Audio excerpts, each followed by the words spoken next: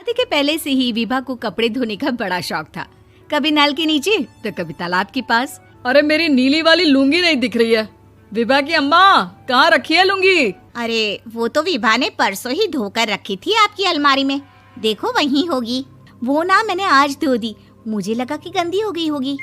अरे कैसे गंदी हो गई थी? उसे तो मैंने पहना भी नहीं। हे भगवान, इस लड़की के कपड़े धोने की आदत से परेशान हो गया हूँ मैं। जितना तो घर में राशन नहीं आता, उससे कहीं ज्यादा डिटर्जेंट पाउडर का खर्चा है। इसकी शादी करवा दो, शादी जाए अपने घर में ही करे काम, फिर चाहे घर के कपड़े धोने हो या पूरे गांव के।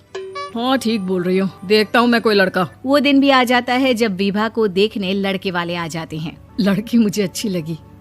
होने वाली सास कहती है, बेटी अगर कुछ पूछना है तो पूछ लो।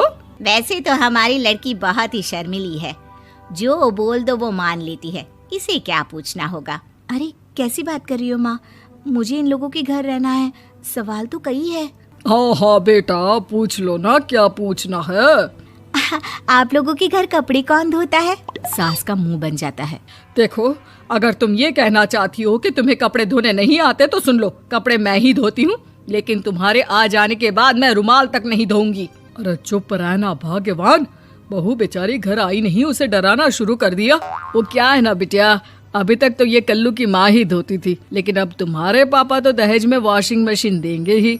तभी विभा की माँ बोल पड़ती है, सवाल भी पूछा तो क्या। वैसे भाई साहब, मशीन की तो फिर भी कपड़े धोने की कैपेसिटी होती है। मतलब जो बिटिया दे रहे हैं ना विभा, इसे कपड़े धोने का बहुत शौक है। ये आप लोगों के क्या, आस पड़ोस गांव मोहल्ले सबके कपड़े धो दे और उफ तक ना करे।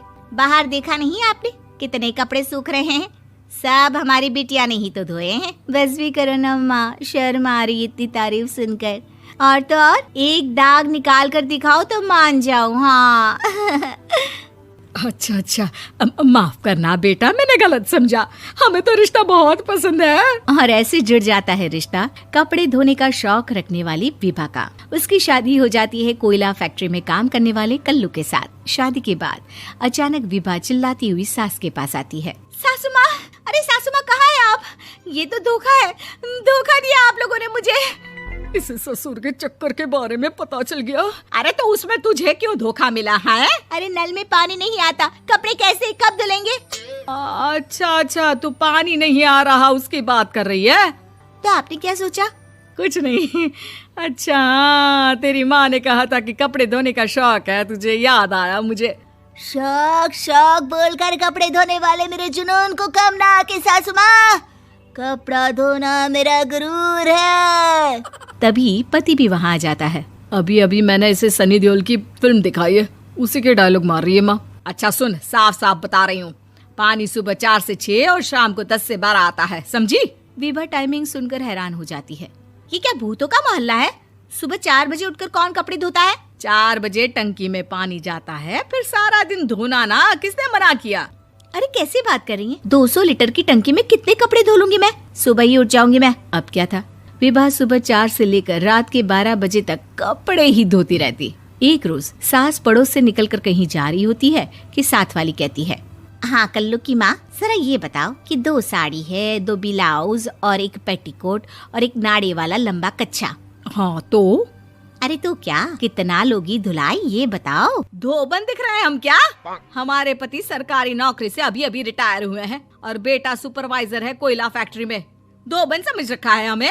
हाय रे कल्लू की अम्मा, माफ कर दो, वो तो मोहल्ले में यही सब बता रहे थे कि तुमने बहू को कपड़ा धुलवाने के काम में लगा दिया है। सास को पड़ोसन की बात सुनकर गुस्सा आ जाता है। वो घर पहुंचती है जहां घर के बाहर ही इतने सारे कपड़े सूख रहे होते हैं जितने कि किसी धोबन के घर पर। अरे ओ कल्लू की दुल्हन, बाहर निकल।